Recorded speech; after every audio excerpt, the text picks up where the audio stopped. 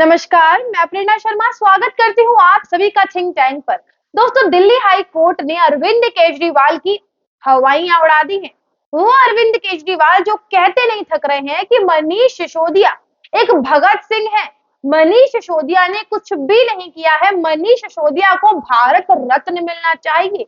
एक ऐसे शिक्षा मंत्री जो शिक्षा के क्षेत्र में क्रांति लाए हैं, उसे आपने जेल में डाल दिया है। और जो नई लीकर पॉलिसी थी वो बहुत ज्यादा अच्छी थी। तो ऐसे में हाई कोर्ट ने लताड़ लगाई है और एक तमाचा मारा है और कहा है कि यदि इतनी अच्छी थी तो उसे आपने वापस क्यों नहीं लिया है, जिसे सुनने के बाद किसी के पास कोई जवाब नहीं है। दोस्तों, आपको बता दें, मनीष सिसोदिया के द्वारा उनकी जो जमानत रद्द की गई थी निचली अदालत में, जिसके बाद उन्होंने इस फैसले को चैलेंज किया था और ये फैसला हाई कोर्ट पहुंच गया था, जहां पर 30 मई को इस फैसले को लेकर सुनवाई ली गई, जहां पर मनीष सिसोदिया के काउंसिल बार बार यही बात बोल रहे थे कि ये पॉलिसी बहुत ज्यादा अच्छी है।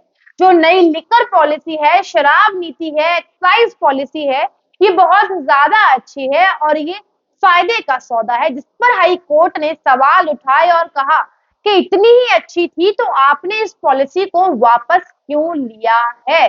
दोस्तों, आपको बता दें, इसी के साथ साथ हाई कोर्ट ने ये मेंशन किया है अपने नोटिस में कि मनीष सिसोदिया का जो व्यवहार है हाई कोर्ट के प्रति वो बिल्कुल भी अच्छा नहीं है। मनीष सिसोदिया का व्यवहार बिल्कुल भी अच्छा नहीं है, उनका दुर्व्यवहार है और ये बिल्कुल भी बर्दाश्त नहीं किया जाएगा। इसी के साथ साथ मनीष सिसोदिया के काउंसिल को एक सटीक और एक ढंग की वजह पेश करने के लिए कहा है कि एक्साइज पॉलिसी की डिफेंस में वो जो भी बातें कर रहे हैं वो सारी बातों को बेतुकी बताया है और एक सटीक स्पष्ट दलील देने की एक सटीक और स्पष्ट दलील देने की उनसे अपील की गई है।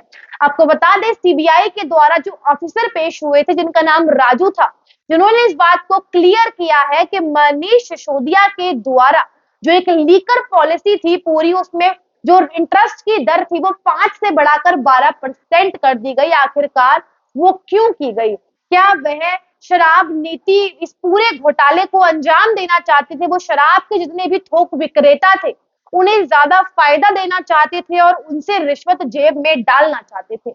इसी के साथ साथ सुप्रीम कोर्ट ने मनीष सिसोदिया की जो जमानत की याचिका थी उसे खारिज करते हुए दलील दी कि मनीष सिसोदिया का बाहर जाना बिल्कुल भी ठीक नहीं है, क्योंकि ये शराब नीति बहुत ज्यादा गंभीर मामला है। और चूंकि मनीष सिसोदिया के पास 18 विभाग रह चुके हैं, वह उप मुख्यमंत्री रह चुके हैं, शिक्षा मंत्री रह चुके हैं, तो ऐसे में बाहर जाकर गवाहों पर प्रभाव डल सकता है। यानी कि साफ साफ उन्होंने कह दिया है कि यदि मनीष सिसोदिया जेल से बाहर जाते हैं तो गवाहों पर असर पड़ सकता है। उन्होंने इस बात को स्पष्ट तरीके से नहीं कहा, लेकिन उनका मतलब यही था कि मनीष जी बाहर जाएंगे तो ऐसा कुछ हो सकता है, दबाव पड़ सकता है, कुछ भी हो सकता है, जिसके बाद जो गवाह है वो अपने बयान भी बदल सकते हैं। जिस दलील के बाद मनीष सिसोदिया की जमानत याचिका को रद्द कर दिया गया है। अब तक कई बार मनीष सिसोदिया को यह धक्का लग चुका है और मनीष सिसोदिया बार बार ये अपील डालते रहते हैं जमानत की, लेकिन बार बार ये अपील खारिज होती रहती है।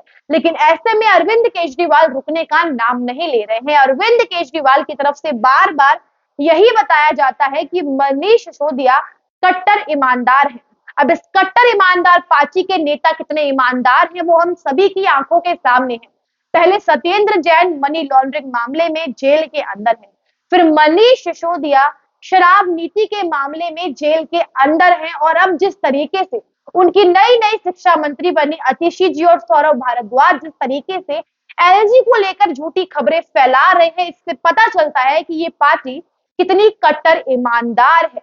लेकिन अब ये कहने में बिल्कुल भी जोर नहीं है और बिल्कुल भी दो राय नहीं है कि हाई कोर्ट के इस फैसले ने मनीष सिसोदिया समेत पूरी आम आदमी पार्टी समेत अरविंद केजरीवाल को एक भयंकर झटका दे दिया है। इससे यही साबित होता है कि जब तक इस शराब घोटाले में पुख्ता फैसला नहीं आ जाता है तब तक मनीष सिसोदिया जेल के अंदर ही रहने वाले हैं। यानी कि मनीष सिसोदिया अब लंबे नप गए हैं जेल के अंदर और तिहाड़ जेल में एक एक अब दिन गिन रहे हैं। हालांकि उनके दोस्त उनके पास ही हैं, सत्येंद्र जैन भी वही हैं और मनीष सिसोदिया भी वही हैं। अब वहीं पर मीटिंग करिए और घोटालों को प्लान करिए।